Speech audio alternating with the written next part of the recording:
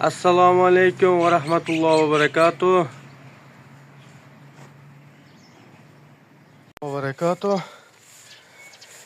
Hop, eko chorva obunachilari akalar. Instagramga mana shu uqamizni sotamiz deb qo'ygan edik. Kechagi kuni. Endi mana shu to'liq videosini YouTube'ga joylab beraman. Inshaalloh. Xo'p, molimiz 11 oylikka o'tdi. Bo'ylari 120, vazni 400 u yoq. Shu yoshligidan beri boqib kelamiz biz buni. Hop, bu o'sha gibrid, endi smeshinni.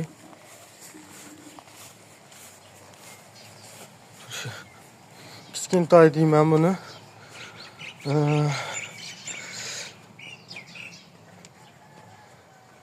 Mana shu zagonda hozir bu yerga xunajillar chiqish kerak edi. Bu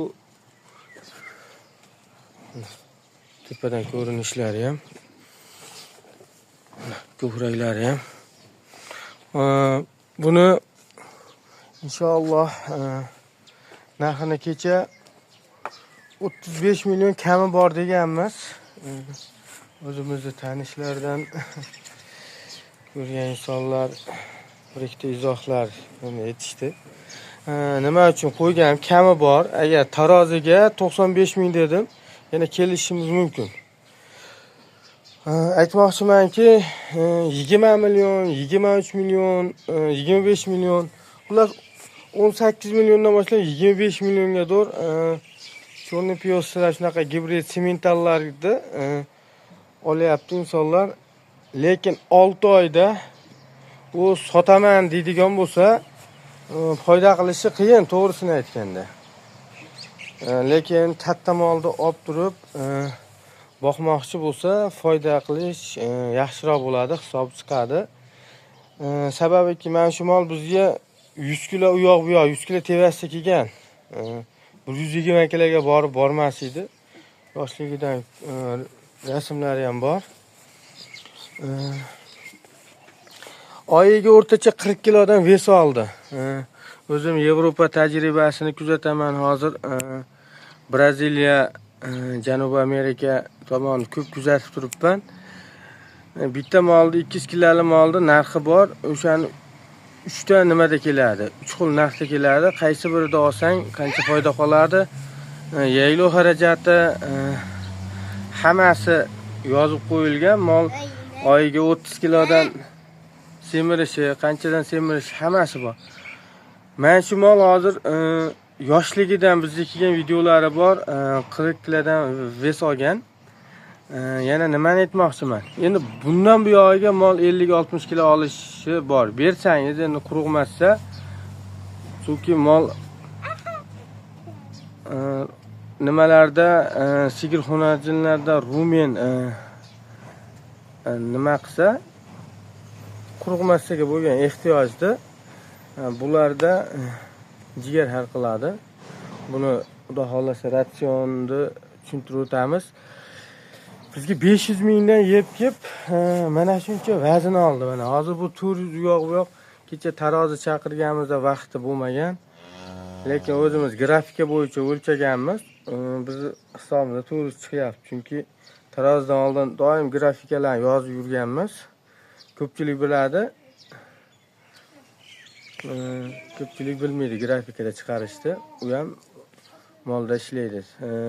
Xonajin sigirlarda 10.800 ga bo'linsa, bularda 10.000 o'ziga bo'linadi.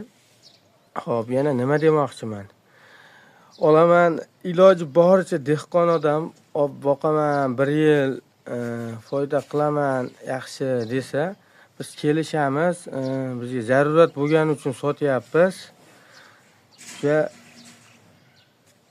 mana musofirda yurgan ko'p tanish birodarlarimiz ham ko'p misol mollarni ko'rib, misol sigir olaman, 30 litr sut bersa yoki Novosob 100 millionni o'tkazib beraman, 10 ming dollarlik qilaman deganlar bo'lsa, o'shalarga holatlarni ko'raveramiz. Taroziga ham o'sha olaman degan inson bo'lsa, dehqondan dehqonga o'tsa bizga foyda. Buni sababi bozorga ko'p olib chiqmasligimizni, mol sog'lom, yeb ichishi zo'r. Bu mashinaga chiqishda oyoq-oyoqlarni urib olmasin. Bitta molimiz sotganimizda oyog'i endi nima bo'lib ketgan. Olgan odam nima bo'lgan, u bu deb ortiqcha gap ko'paygan. Molni mana shu yerda yegizib, ko'rib, aylantirib, xohlaganda qancha ko'rib olishlari mumkin. Shunaqa buqa boqmoqchiman, tonna qilmoqchiman degan insonga inshaalloh potensiali bor, chunki yoshligidan beri nima qilib kelyapmiz. Endi 11-oyga o'tdi bu molimiz. Gibridligi endi buni ko'proq nima deydi? B-master deymi? Shunaqa zotga nima qilganmiz? G'urrachasi ham bor mana bu tepada. Mana g'urrasi ham bor. Molda. Anguslarga o'xshagan. Aloqa uchun telefonimiz